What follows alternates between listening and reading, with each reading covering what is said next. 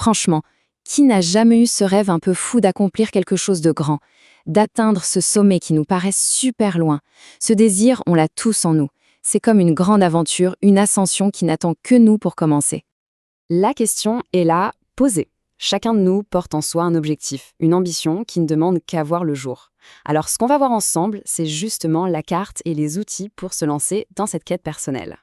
La toute première étape pour n'importe quelle aventure, c'est de passer d'un rêve un peu flou à une destination bien claire, bien précise. C'est vraiment le point de départ de tout le reste.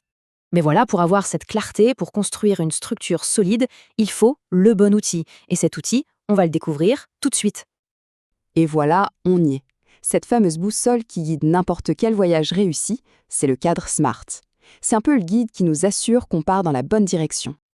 Alors SMART, c'est un acronyme bien sûr, pour spécifique, mesurable, atteignable, réaliste et temporellement défini. Chaque lettre est une étape clé, vous allez voir.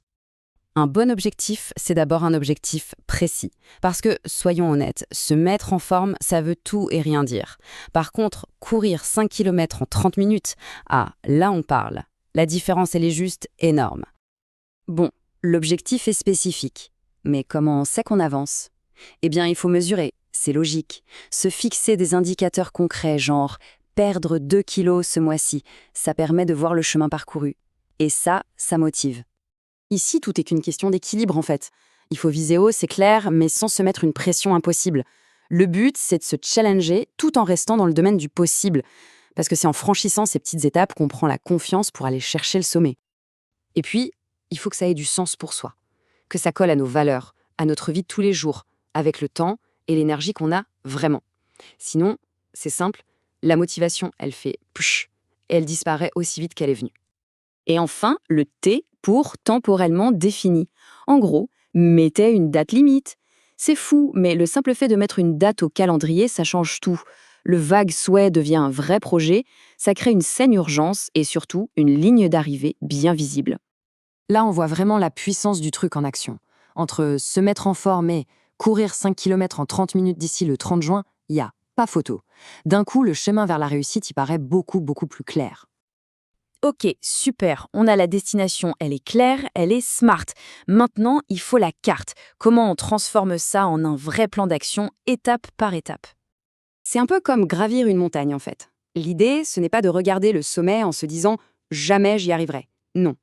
On le décompose, on fixe le sommet, bien sûr, mais après on définit des camps de base, des étapes intermédiaires, et ensuite on se concentre juste sur les pas quotidiens pour atteindre le prochain camp. C'est tout de suite moins intimidant, non ? Et un truc super important, quand on attend un de ces jalons, on célèbre. Chaque petite réussite, c'est comme remettre du carburant dans le moteur de la motivation. C'est un rappel qu'on avance et que le sommet se rapproche un pas après l'autre. Ok, on a la carte, on a le plan, c'est génial. Mais le voyage ne sera pas un long fleuve tranquille. Il y aura des obstacles, c'est sûr et certain. Et c'est là que le mental, l'état d'esprit, devient absolument crucial. Un outil incroyable pour ça, c'est la visualisation. Juste imaginer que c'est fait, que l'objectif est atteint. Ressentir la fierté, la joie. Le fait de vivre ça en avance, ça ancre la motivation et ça booste la confiance comme jamais. Parce que, comme je le disais, le chemin est rarement une ligne droite. Et face à un obstacle, il y a deux façons de voir les choses. Soit c'est un mur, un stop, soit c'est une occasion d'apprendre quelque chose. Et ça, c'est toute la différence entre un état d'esprit fixe et un état d'esprit de croissance. Donc concrètement, quand ça coince, on fait quoi? D'abord, on reste souple, on s'adapte. On voit chaque erreur, non pas comme un échec, mais comme une info. On n'a pas honte de demander un coup de main. Et surtout, on se reconnecte à son pourquoi. Pourquoi on a commencé cette aventure au départ. Voilà. Maintenant, si on met tout ça bout à bout, on commence à voir se dessiner un chemin super solide vers la réussite. En fait, tout repose sur 4 grands piliers. 1. La clarté, grâce aux objectifs SMART. 2. Un plan détaillé, la fameuse carte. 3. Un état d'esprit résilient pour les moments difficiles. Et 4. La motivation, qu'on alimente en célébrant chaque étape. C'est ça la formule. Et ce qu'il faut vraiment retenir de tout ça, c'est que ce n'est pas de la magie ni de la chance. Réussir ses objectifs, c'est une compétence. Et comme toute compétence, ça s'apprend, ça se travaille, c'est accessible à tout le monde.